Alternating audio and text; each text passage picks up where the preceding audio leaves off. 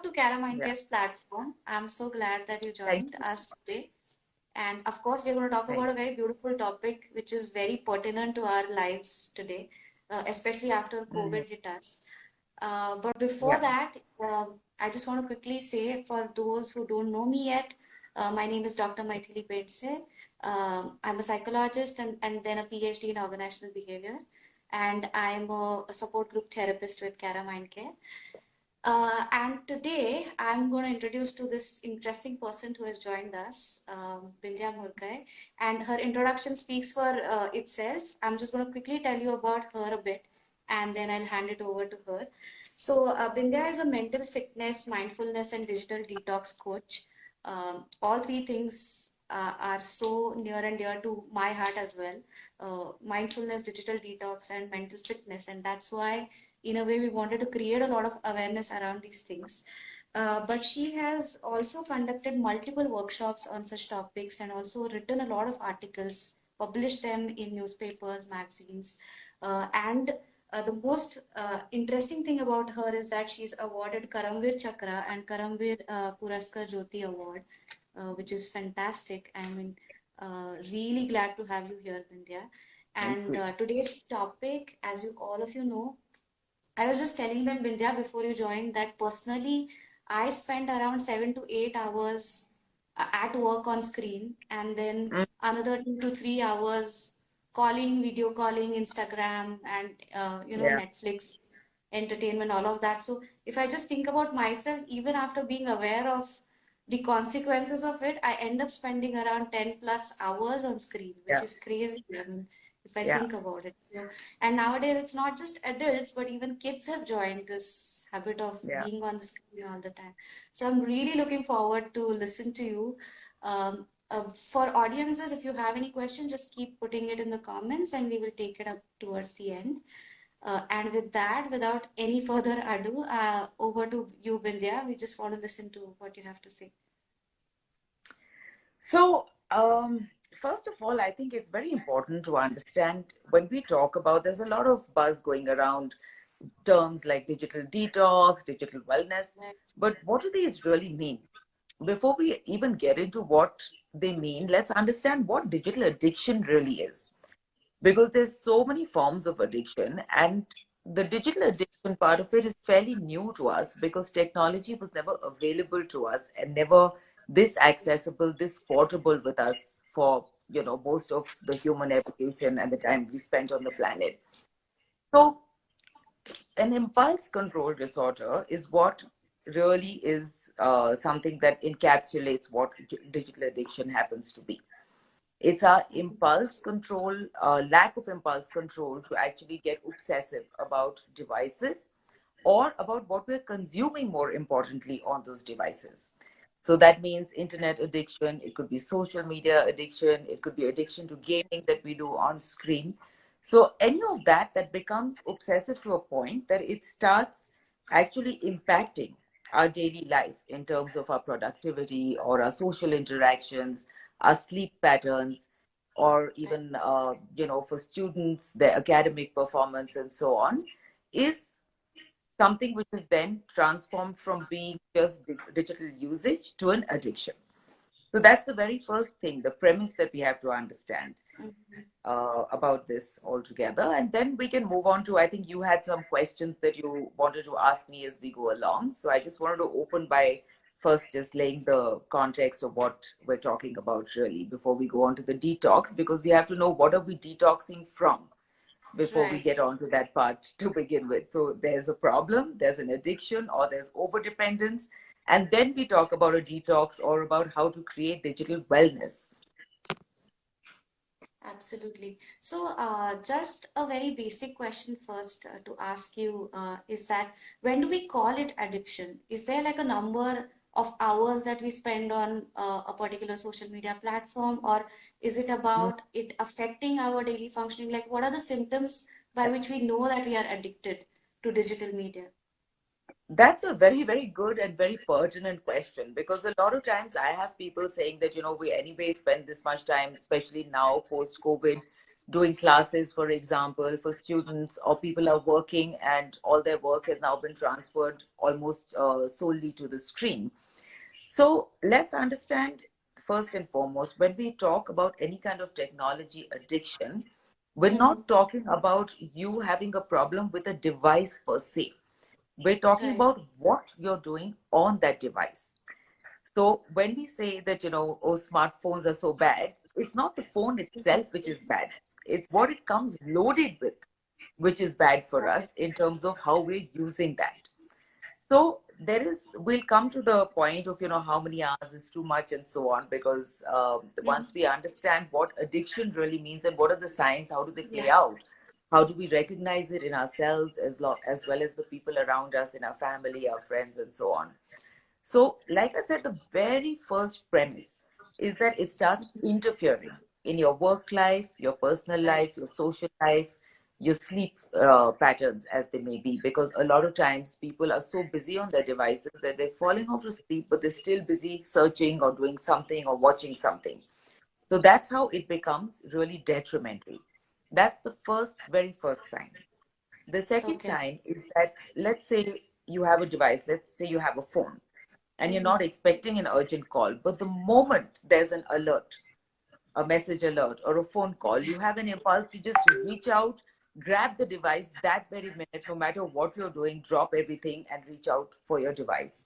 That's another sign. Then, also, if you see, people have started taking their devices, especially the smartphone, because of the mobility factor, Mm-hmm. everywhere, including the loo. You're literally Yeah. sitting on the pot first thing in the morning and you've taken your phone with you. In fact, I think you open your eyes and you grab your phone first and see, have I got any messages, any mails, anything?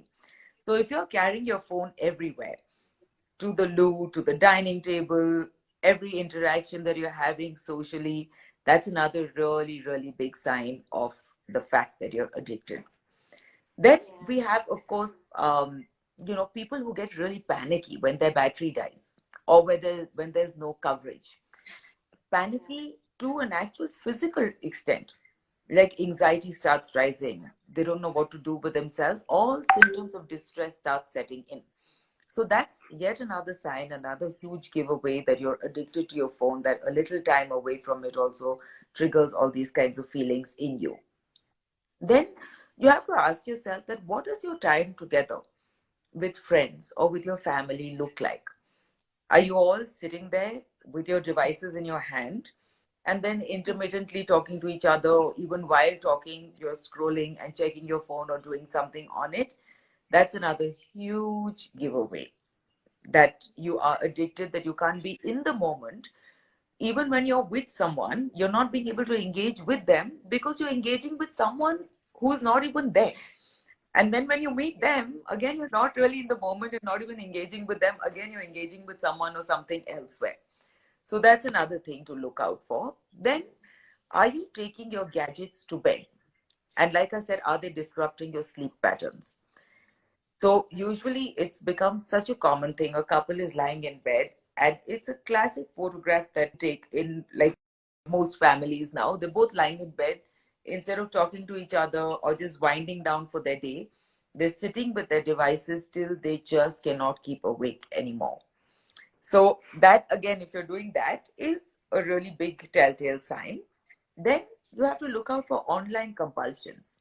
So things like let's say shopping, that's become a really huge online compulsion, or gaming. That is it, that you're really hooked onto a game that no matter what happens, every 2 minutes, 3 minutes you're sitting and playing, or at the end of every day or the middle of every day you're going on certain sites to shop or do something else, or even gambling, for instance, or even scrolling endlessly through social media or black hole sites, as we call them, because these are bottomless pits of information. Every time you go, something new will get loaded, and you just get sucked into it. And there's such huge time guzzlers. So we don't even realize where the time goes when we're on these sites. So these are some of the really, really big, like obvious giveaways that if you're doing this more often than not, you are either addicted or you have a very unhealthy level of dependence on your devices. Now, coming back to the question you were asking, that, what is an optimal level of time? So, is Right. there an optimal level? So, if we see things post pandemic, the optimal level has obviously changed. Because, for instance, if instead of school you're sitting in front of a device, or instead of college or work you're sitting in front of a device for 8 hours because that's how you're working, we're not anymore able to count that in the time that we would have otherwise counted, as typical screen time, which is ineffective, or let's say in some way harmful to you. So let's keep that aside. That is the essential time you're spending. Let's talk about in your free time, or even during work or during your studies. Are you constantly going and getting distracted by other sites? Whether it's a chat on WhatsApp, whether it's any kind of social media, Instagram, Facebook, whatever it may be, or even general browsing. Sometimes we see we'll open a window for something and we get so distracted because there's so many other interesting things. And by the end of it, we have like 50 windows open. We've forgotten what we came here for. We're busy browsing. So, all that superfluous time that you're spending is what we need to keep track of to see how much time is too much time and where does it turn detrimental for us. So Right. there are people who, apart from work also, actually spend up to 8 hours or even 10 hours just doing nothing but browsing or watching something. And that is so unhealthy because you're supposed to sleep for 8 hours. That means you're left with what, 16 hours in the day. And in those 16 hours, if 10 hours are spent on devices doing superfluous stuff, that is really, really dangerous for you, for your mental health. So typically, work aside, I would say 2 hours is a decent balance to have. More than that becomes really, really something that should be a red flag and should alarm you. Now, there are ways to manage. So, one Right. of the easiest things to do is that we should start auditing our digital diet. We need to see where we're Okay. spending time. Now, for instance, if your Google Maps is on, we're not going to count that as the amount of time, because if you're driving for 8 hours and going somewhere and Google Maps is running on your phone, that's not counted. However, we need to audit where and thin slice exactly where we are spending all the time so that we know what are the time black holes for us. And now there are many effective ways to do that, because most phones like Androids and iPhones and everything, they come with inbuilt ways to do this. You have Yeah. trackers which will break it down for you and say this much time on gaming, social media, internet, wherever else you're at. So you need to start really from that place to see that what is it that you're really consuming and what does your digital diet really look like. Okay, amazing. So one way that you're saying is just being aware of how much time you're spending where, and in looking at what content. Like for instance, Instagram is such a black hole that, and I love the terminologies that you used, and it literally feels like that. It's like it sucks your time, your energy, and Yeah, you just become like a consumer of content without necessarily even being productive about it, right? yeah. You're absolutely right about that. So And without being when you're mindful, saying, it's also that yeah. you're not doing it mindfully. So if you compare your digital diet to an actual food diet, for instance, if you want to lose weight and you have no idea what you're eating through the day, it's much harder, right? But if you start Right. taking note, then you know what are the extra calories that I'm consuming that I can do without. So it's really pretty much a similar thing we're trying to do by first saying, let's take stock, let's do an audit so that we know where we stand and where we need to reduce. So that's the very first thing that needs to be done. And then of course there are lots of other steps that can be taken, which we can talk about later. But I think you were asking something. Yeah, so what I was just trying to say is that what happens is, like for instance, when you were just talking about symptoms of Mhm. being addicted to meet like digital media platforms, I think most of us would have had that alarm in our minds that yeah, I do that. Yeah, I take my laptop to sleep.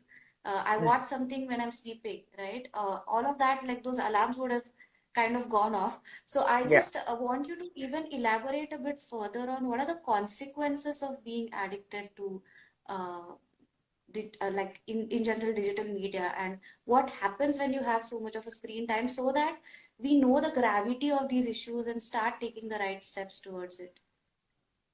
Yeah. I think that's very pertinent because if we don't know what it's doing to us, what harm it's Yeah. causing, then what is the incentive to actually do something about it? Because the thing with technology right now is that it seems so integrated into our life. It seems Mm-hmm. so alluring, so useful that we just don't even think that anything bad could really come out of it. But the very first thing we need to understand is that our smartphones come loaded with all these different kinds of things, be it social media websites, be it gaming, be it whatever. Everything is designed by attention engineers to keep us engaged longer.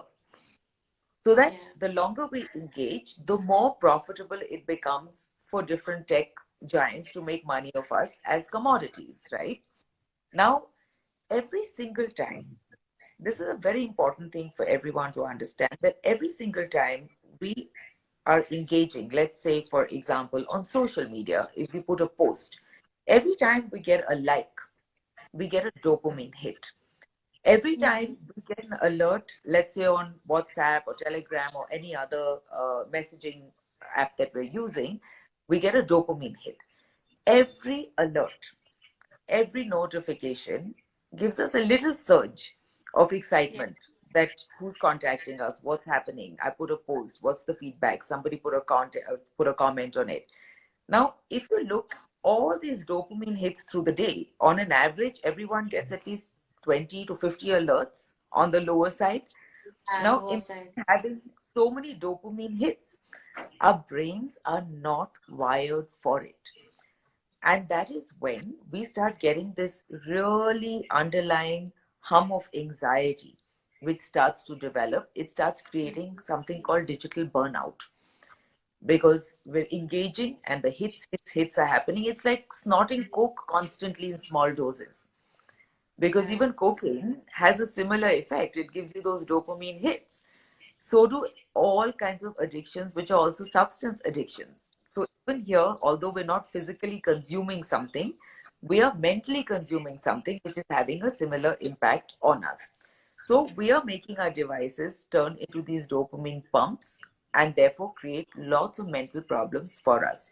When we give devices to children who are still in developmental stages, for example, we stunt their cognitive development Yeah. because humans are built to actually learn certain skill sets through engagement in the physical world by looking at their parent or caretaker's expressions, by listening to their tones, by actually interacting in a physical manner in the physical world. And when that is taken away, it starts stunting their development and creates a lot of behavioral issues.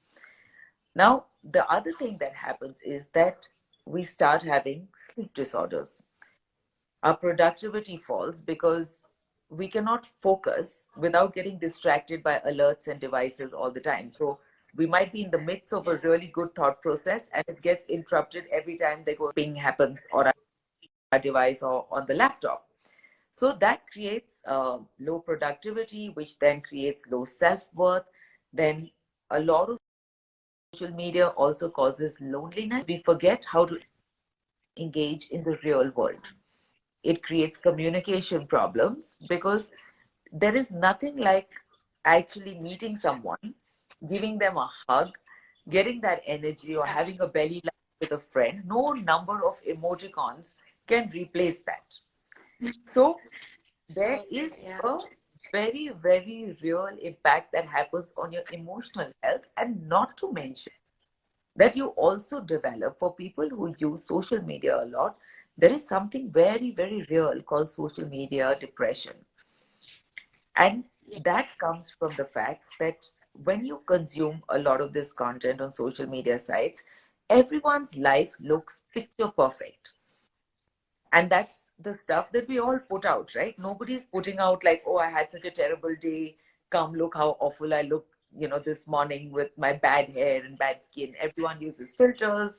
They put the happy moments, happy couple. I'm on vacation. I'm eating the best food, so on and so forth. And we buy into that. So we start comparing our lives to all these people's lives, and somewhere that starts creating a certain level of depression within people. And this is a known fact, and it has become so common, especially with teenagers and people even right till like now, of course, in their 20s and 30s, having FOMO, which is the fear of missing out. You see a picture of somebody at a party. Yeah. It could be a really boring party, but they all got together to take this exciting picture. And you look at that picture and you say, God, I'm not here. Someone's having a better time than me, and that starts putting you in a spiral and starts getting you depressed in different ways.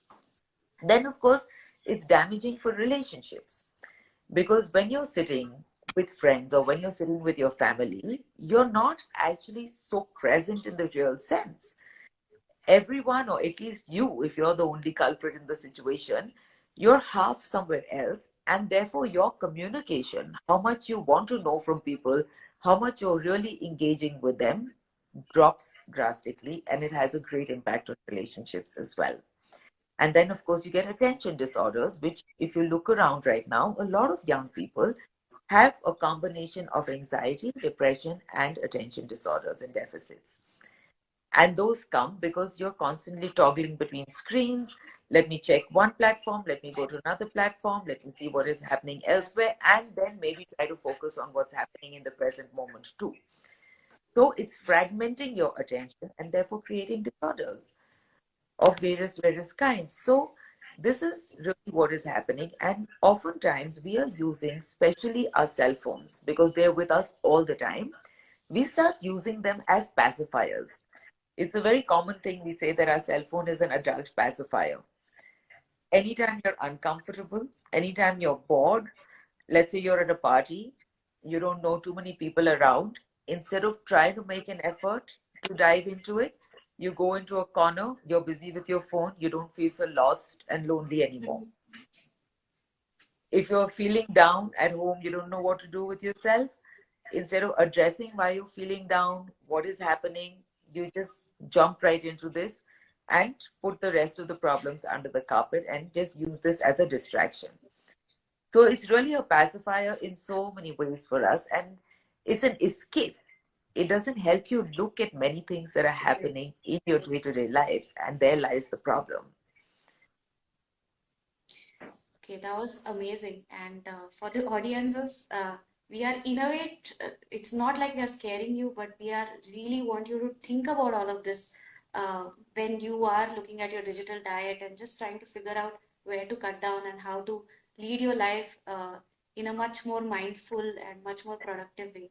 But as we are talking about addiction, so let me come to the what can you do part, right? So like you were talking about this thing that if there's an alert, there's an impulsive reaction from within to just check it, to just know like who has messaged you or who has Yeah, liked your picture or whatever that is. Now that has become like second nature. It's a reflex action, right?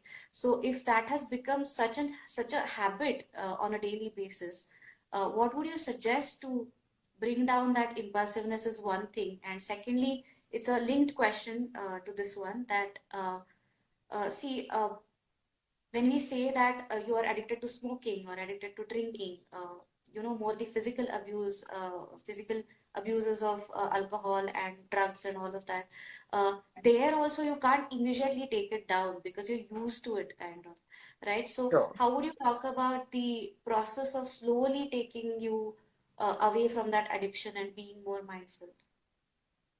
So the very first thing we have to understand is that technology is actually a wonderful thing.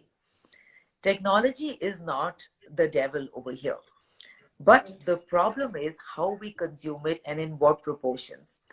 So we have to understand that we need to move to a place of balance where we are using technology and technology is not using and consuming us instead. So there are many ways to achieve this balance without being very drastic. So I don't believe that anything drastic works. And as far as technology is concerned, anyway, we can't live without technology in this day and age. So one of the things we can start, I'll give you like a few really easy tips that we can start building into our day-to-day life just to move to that place of balance.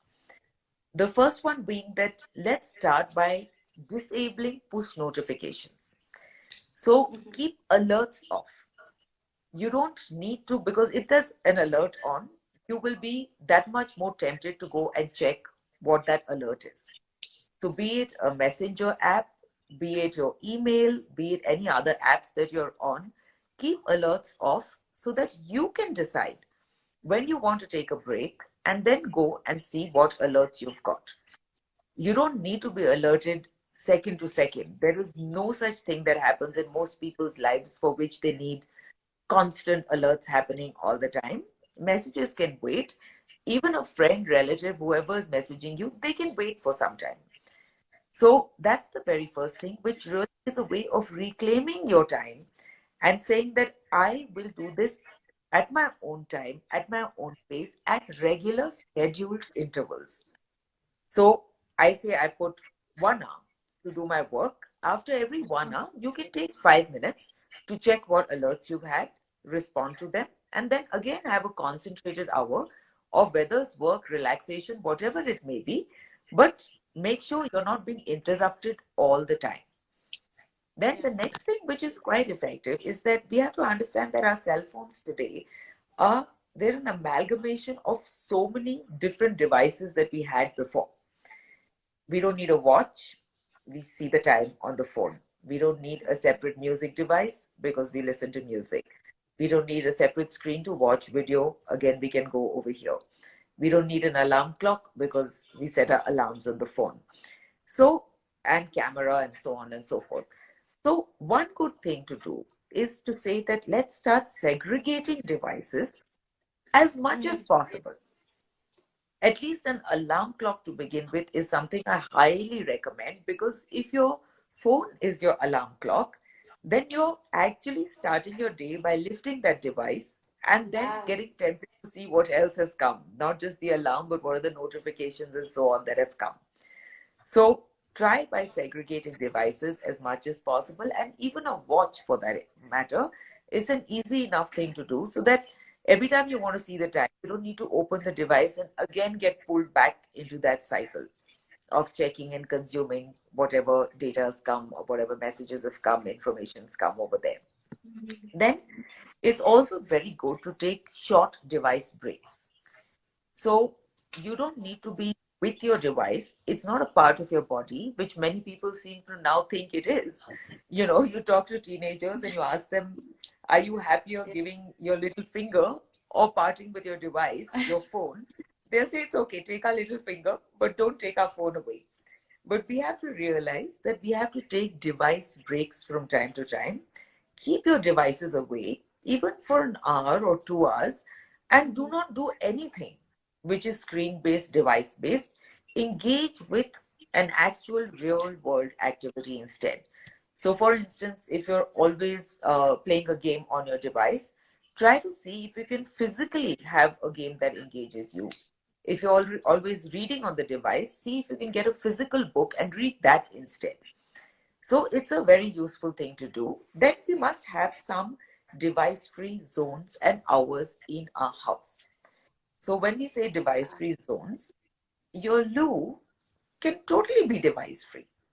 Your dining room Absolutely. should be device-free. People should not be bringing their gadgets while eating, because that's a time for bonding, to share stuff over a meal. And even if you live alone, you don't have to be eating mindlessly while watching something on a device. You can actually have that moment, those few moments of silence, even if you're alone, to just allow your mind to take in everything that has happened or is happening through the day. So these are two really important things. The device-free zones, and even your bedroom should be a device-free zone. There is no reason you should be sleeping with cell phones and laptops scattered all around you.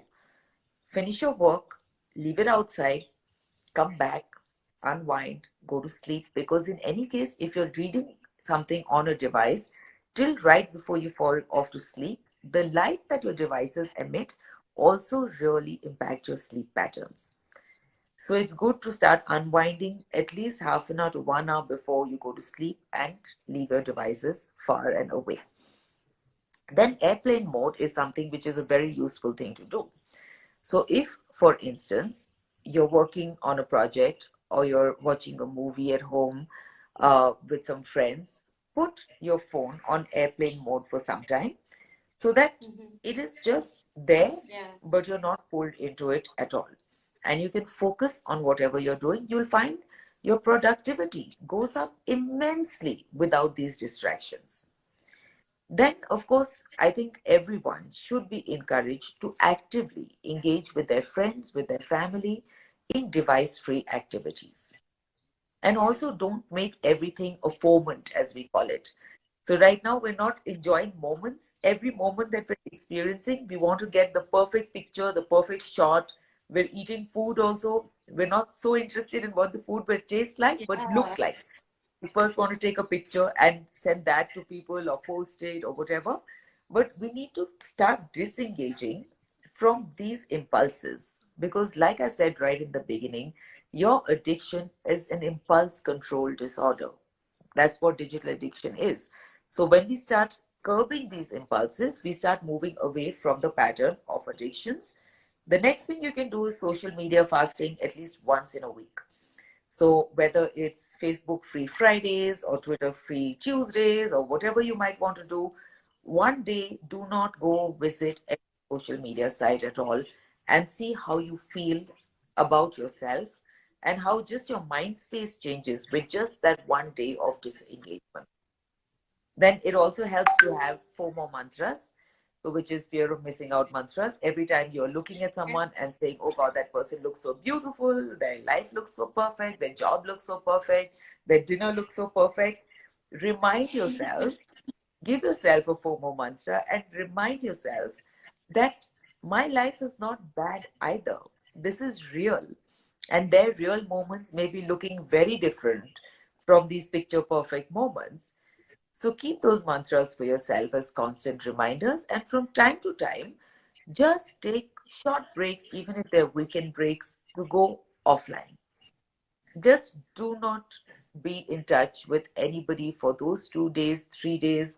Give an emergency landline number if required, but just go completely off devices, and you'll come back feeling so rejuvenated that you'll probably just want to do it more and more every single time.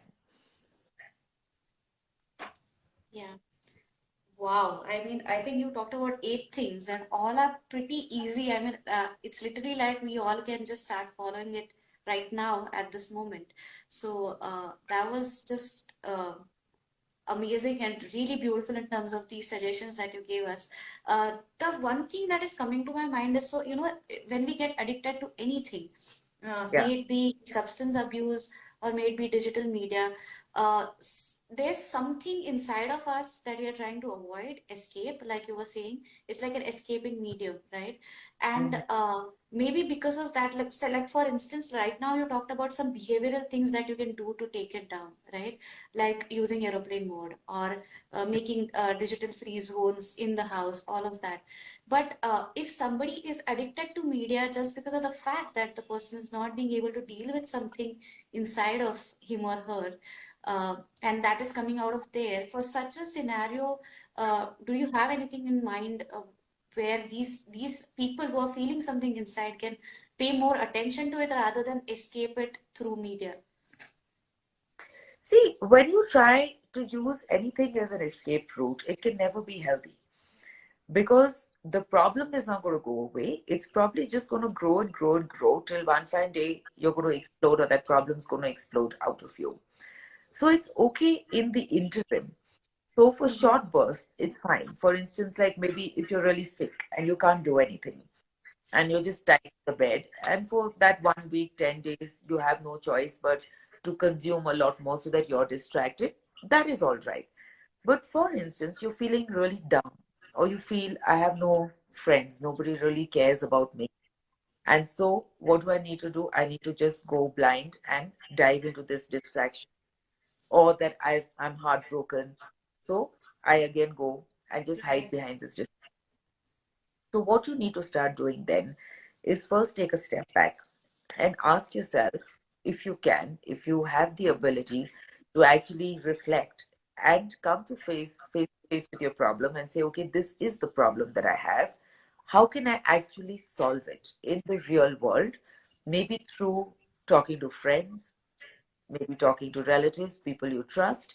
And if none of that exists, that understanding ecosystem doesn't exist for you, you should get in touch with a professional who's a mental health professional or a digital wellness professional who can help you and guide you to veer in a direction which is more healing rather than more escapism based.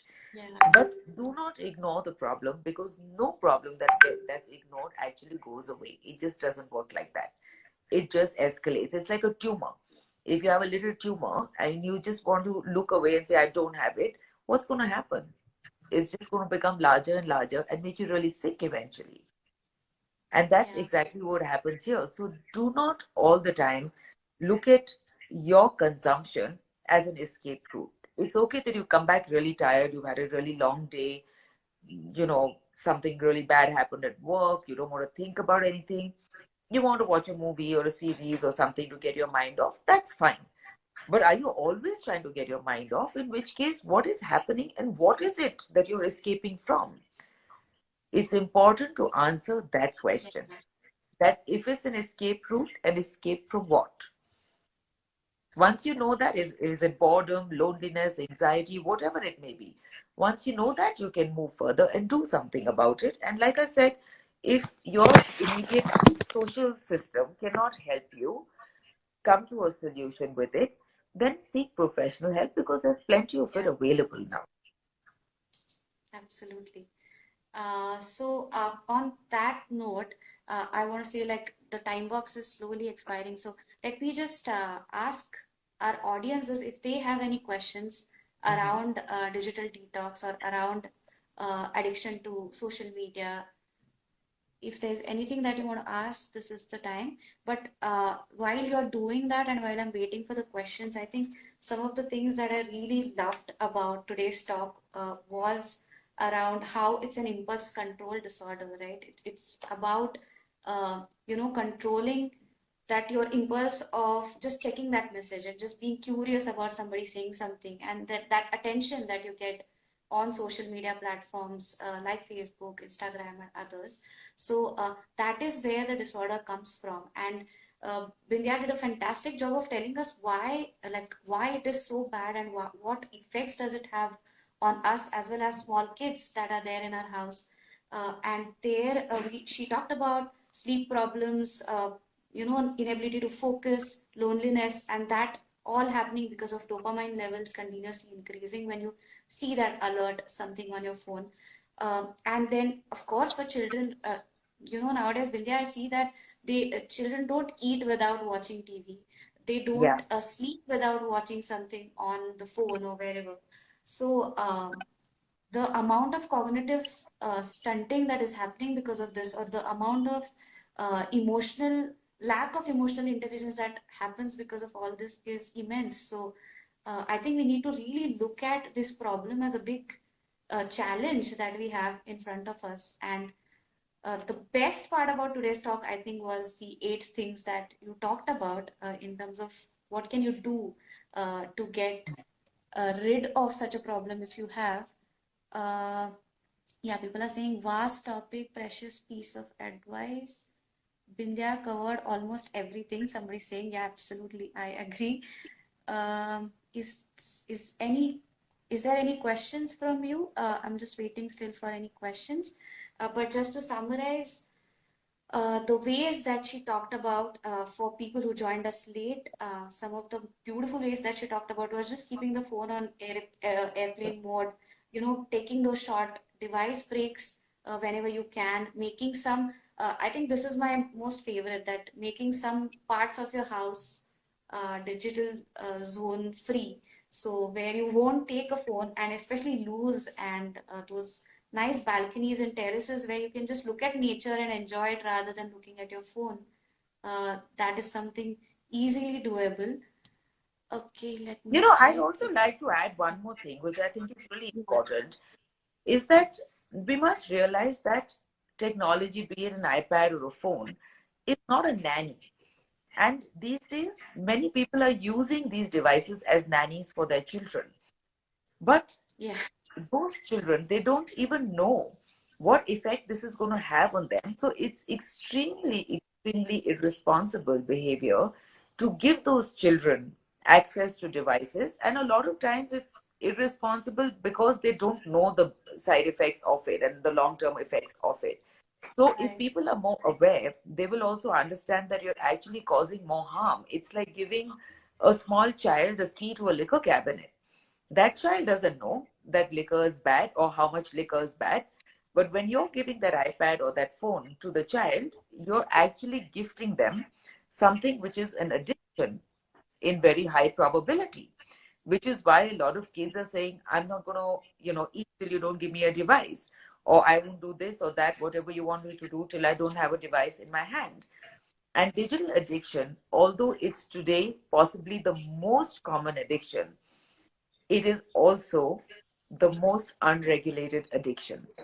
You have Yeah. a regulation on drugs, on alcohol, on nicotine, on everything. You have warnings. But your cell phones, your devices don't come with warnings that you could possibly be addicted to this for life and that it could cause mental disorders, cognitive dysfunctions, and so on. So we need to be aware and spread that word and tell people if they don't know about it that when you are giving your children absolute freedom to use devices, it's coming at a price, at a cost of their own emotional mental health and development. So I think that's just Yeah. an important part I wanted to mention over here. Yeah, and also I've seen that the levels of agitation also increases. Like they are more aggressive. Yeah, Patience decreases because you're just not like you said, those dopamine levels and that excitement. If that's not there, they're not looking at a cartoon or something on the TV. They feel utterly bored and panicky and all of that. So yeah, we need to reflect upon what kind of environment we are giving the next generation in terms of their mental health. So it's absolutely, also because they're getting so many highs. If you see a lot of people who got access from a very young age to lots of devices, Mhm. they don't actually get excited about anything. Everything's like, yeah, Eventually, whatever. yes, yeah, No, nothing. There's no like, yeah, discovery, or I see something in nature that excites me, or wow, you've got me this something really lovely that I want to appreciate. That appreciation goes down, that level of excitement goes down because your brain is already getting so many hits all the time that you're already burnt out to appreciate anything yeah, else. yeah, absolutely. Okay, fantastic. I think we have reached our time. Yeah. Uh, yeah, time box. So I think I'm seeing a lot of comments about how the kids are hooked onto the screen time, and by the end they are dazed. Of course, the focus also decreases. It's scary. Yes, it is absolutely scary for us as well as the kids. And I think today's talk was a reminder for all of us to look at it as a problem first, understand, like Vindhya said, understand your digital diet, and then start slowly fixing things about it. Vindhya, I'm so grateful that you came on the platform today and talked about this topic with so much passion and so much love. Thank- Thank you so thank- much. And I hope we do this more often and for that matter, I know that you're a mindfulness coach and a mental health coach, so we would love to hear from you again. Uh, Absolutely. It'll be a pleasure. yeah, thank you so much, Okay. Vin. Yeah, you're most welcome. Good night. Good night. Bye.